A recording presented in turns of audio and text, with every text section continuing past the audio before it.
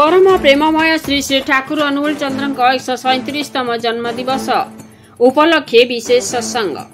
नवरंगपुर जिला डाबुगां सत्संग विहार रे आज प्रातः 7:05 रे जुग पुरुषोत्तम श्री श्री ठाकुर अनुकूल चंद्रन 137तम जन्मदिवस महासमारोह रे जन्मलग्न घोषणा कर जायछि। एही अवसर रे सह प्रतिनिधि कमलाकांत साहू अध्यक्षता रे जाजक गिरिधारी साहू, गोपीनाथ बेहेरा, पंकज महांती और विवेकानंद बारी उपस्थित डाबुगांर श्रद्धालु गुरु भाई और भक्तिमती गुरुमां सहयोग सुंदर भावे जन्मदिवस रे जन्मलग्न घोषणा कर प्रातः विनती, प्रातः और संध्याकालीन विनती, सद्गुरु वंदना, गीता पठन, नारीर नीति पठन, सत्यानुसरण पठन, परम प्रेममय श्री श्री ठाकुर भाववाणी पुण्यपोथी ग्रंथ पठन परे गुरुमा रंजिता नायक द्वारा ठाकुर जन्म वृत्तांत उपरि सुमधुर भजन समस्त को आनंदित करिथिला।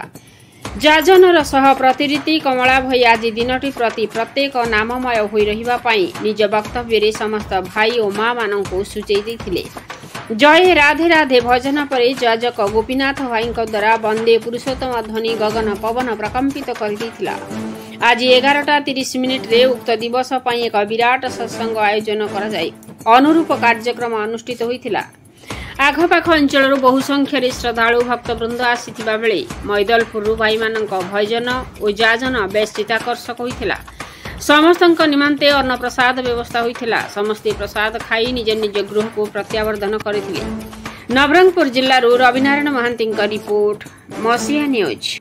आपण मसिया न्यूज यूट्यूब चैनल को सब्सक्राइब कलेनी कि जदि करिनाहंती एबे करिनियंतु।